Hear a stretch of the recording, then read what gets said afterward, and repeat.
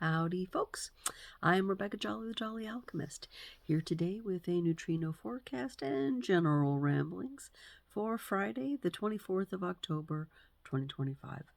Here today we are in the 6th line of the 50th gate, the 50th gate being, I love this chopstick, the gate of values, and so this is the cauldron, the seething values, and looking at how values change.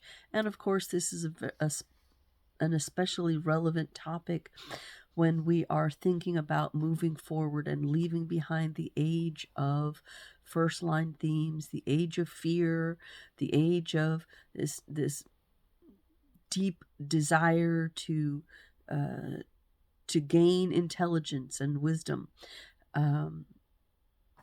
That is, of course, brought about by fear. That's the good part of fear. Somebody I was listening to just recently said, we've been basically living in a time of pure terror since the 60s. And I thought, yeah, that's definitely a way to put it. But within that terror, we've had the drive to become more intelligent to deal with it. And I think we have become more intelligent and have more knowledge now of how to deal with it than, say, our grandparents, whose only choice was to submit, to surrender. And we have a little bit of irony there today because our third hexagram, the 6th line, Ra called that surrender. 64 Keys calls it equanimity, but we're basically talking about there is the accepting that ordering is a process. So this is about the nature of confusion, and it's about getting to be okay with confusion. Yeah, it's all right. Confusion's there. It may bother you, but I'm going to hold it. I may do something with it, I may not, but don't press me about it, because I'm not looking to find an end to that necessarily. Whenever we're talking about 6 lines, it's always important to look at what's in the next hexagram, what's in the next yard, because these 6-line people, they've come to the top, they've progressed past the 5th line, where it's about universalization and making it practical, really using the qualities of that hexagram into, yeah, I got it, it's a part of me, I did that, all right, fine, what's next, what are we doing next, what's going on? So they're looking into the nature of the entire circuit, they're looking into the nature of everything. They want to have purpose, they want to have meaning to it, they want to have depth, they want to have reason. So in the 3rd gate, we're looking to gate 27, selfishness. Or not selfishness is the gate, the line is having to do with selfishness, and that is 27, the other side of the 50. Very interesting how these things connect, all the little interrelationships, because of course the 50 we've had just recently in the sun. Well, we're finishing it now, and then we'll flop over to the other side and get the sacral basis of that nurturing energy, which comes from gate 27, and that is the gate of nurturing, and that's the foreshadowing of what we will be looking at tomorrow. Meanwhile, our 50th gate in the sun, line 6, is with emphasis, according to 64 Keys. Ra calls it leadership. Now, of course, it is about leadership, but 64 Keys says leadership through maintaining values with vigor. All right, so all 6 lines have some aspect of leadership to them, like I said the other day, where all of us in our lives find that at some point or other We got to find ourselves a sixth line. We got to find ourselves somebody who's got wisdom and insight and the ability to be a leader, to say, okay, lead us, guide us, show us the way forward. And that is what our six lines are doing. And if we look at that in a larger sort of context, that is what we're going to be moving into in the future. Now, it can look like some kind of selfishness because it's coming right out of that fifth line, which is ultimately very interested in being involved with the other, teaching, leading, guiding, generaling, organizing, making things practical, bringing solutions into, yeah, I brought the solutions already. Now it's more about me doing my thing, looking to deeper reasons, looking beyond. And that is the energy that we are going to be moving into. So we're not going to be making babies that are concerned with fear and overcoming fear in the same way that we have now.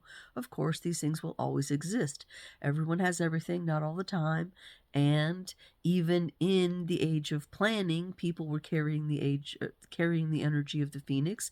And even in the age of the phoenix, people will still continue to carry the age of planning energy. So it's not like everything that we ever built in our community structures is going to be ending, but the main focus of the world, which for hundreds and hundreds of years has been on building communities, is going to end. And we're going to move into this sixth line feeling of, okay, yeah, I did all that, but what's beyond? And because we're dealing with the 55th gate, we're dealing with what's beyond in terms of abundance. Yeah, we did all the work. Why should we work so hard anymore? We have abundance. There's lots out there. There's enough for everyone. So now let's focus on something that's more deep, more meaningful. What comes after we've achieved abundance? So that is what's happening here in the 50th gate, which is looking into the next hexagram of 28. Line 1, that is preparation. And of course, the 28th gate is the gate of figuring out what the deal is with taking risks. So that's a very individual kind of energy. And the 27 energy is tribal still, but from a really different perspective, because instead of coming from the spleen, where it's all about fear of responsibility, it's coming from the sacral center, which doesn't have an awareness like that. It's just, boom, the energy there to nourish. So, we do have a down arrow on the sixth line of the third gate today, so that makes this sort of equanimity about confusion. And I don't think I said enough about that. One more thing I want to say about that is that, yeah, ordering is a process. And in this sixth line, kind of like the sixth line of the 64th gate when we were talking about the nature of mental confusion, it's an acceptance of the thing. Yeah, okay. It's a part of life. It's okay. It leads on to other things. When I'm done, being concerned about confusion, I want to make sure that I'm okay. And that's where that selfishness of the 27th line 1 comes in. But there's something to be said for surrendering to the process, not being so obsessed with finding meaning all the time that you can't just sit in and own confusion as a process and know that it is this openness that actually brings the mutation and the change and the growth that all of us are so much looking for. So the down arrow of that is the depression and hopelessness when confused power overwhelms and fighting becomes futile. And Ra talks about this specifically when it enters the Pluto. But I went back in and checked the transits for this entire year in our Pluto activations, and we had some messing around with the third gate and the down part of that. I didn't look deeper to find where it is, but it's not in Pluto, because Pluto this whole year has only ever been in gate 60 or gate 41.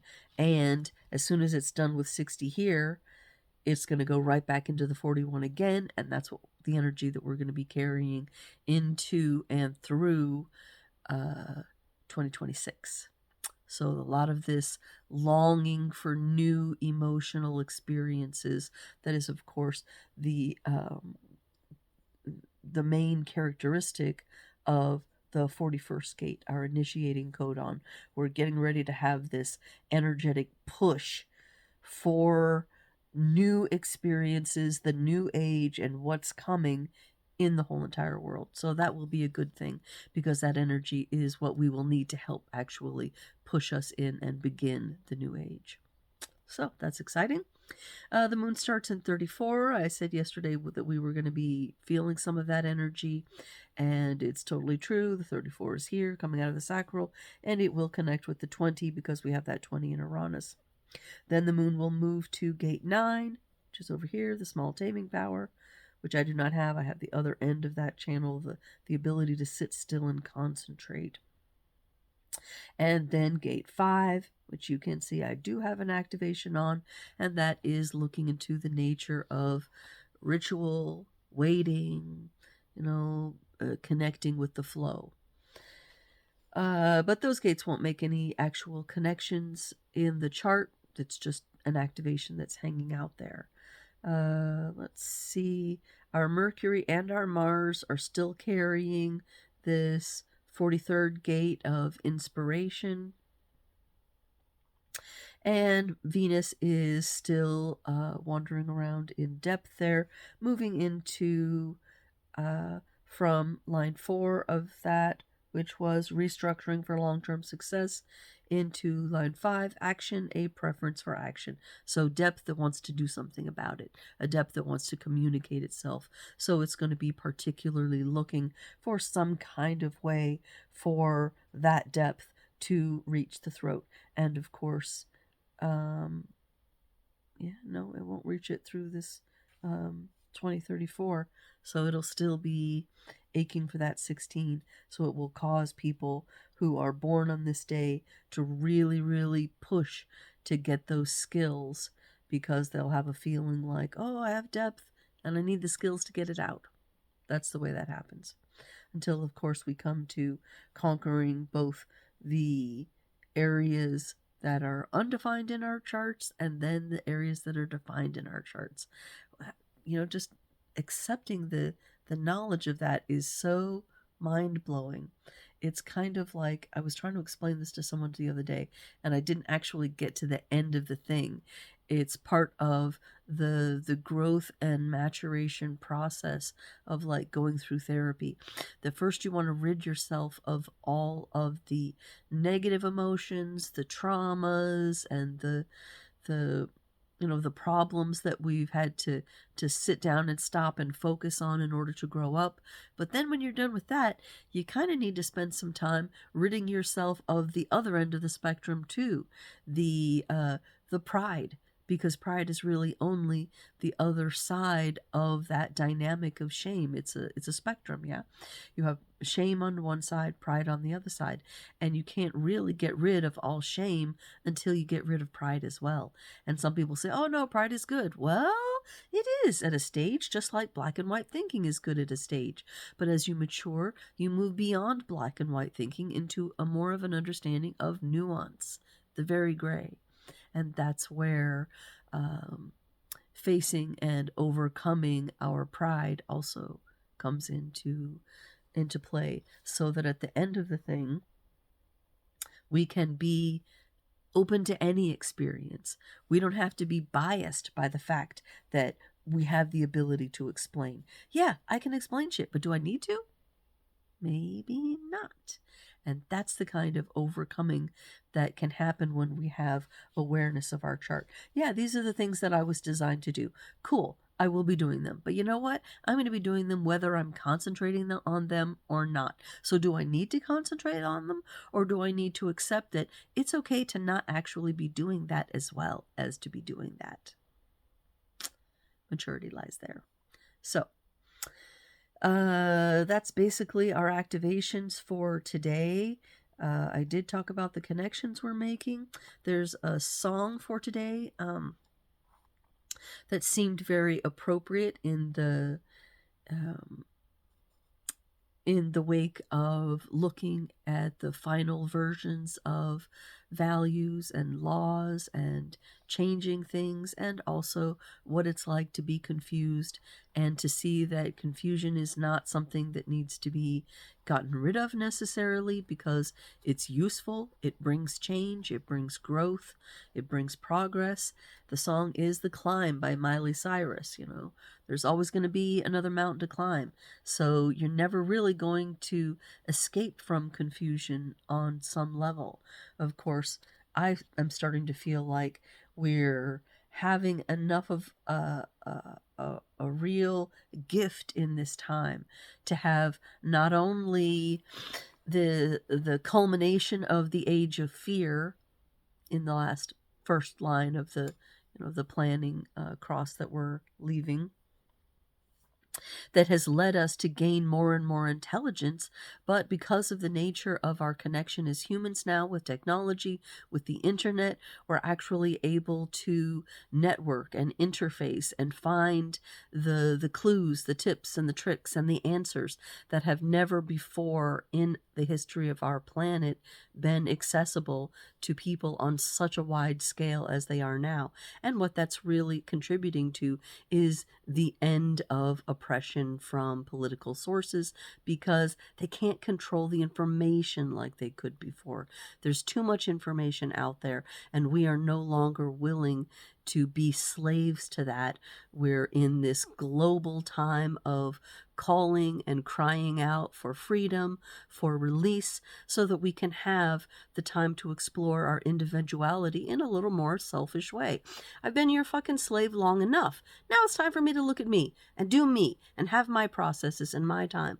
And we might say, oh, that's so selfish. But you know what? Selfishness is a judgment, and it's a judgment that we don't need. There's goodness in selfishness, just like there's goodness in confusion. And oppression happens, but oppression was never meant to happen forever. I think we've had enough oppression for a while. Let's get out from under that. Let's start by releasing our own individual oppression, because that's where we actually make the change. That's where we actually make the difference. It's not in trying to change the president or the parliament or, whatever group of old white guys is sitting around thinking that they're still in control. It's just a matter of everyone, including them, finally coming to the realization, okay, fine, guess I can't, enlist a bunch of slaves anymore. All my wage slaves are leaving and giving their crappy jobs to AI. Well, that's okay. Give them to AI, and let's start doing things that are more meaningful for us in this 6-line way. Finding things that are more authentic to us, more real, following our passions. It feels like a scary time we're moving into, but it's actually really a good thing. We are ready for exactly this energy of, me time. Hell yeah. So, come back tomorrow. We will talk some more about the daily transit and also about the global shift, so that we can help ourselves move out of the age of fear and into more of a self-centered, self-aware kind of age. It's good news. So come on back tomorrow. We'll talk about more of it. Till then, ciao.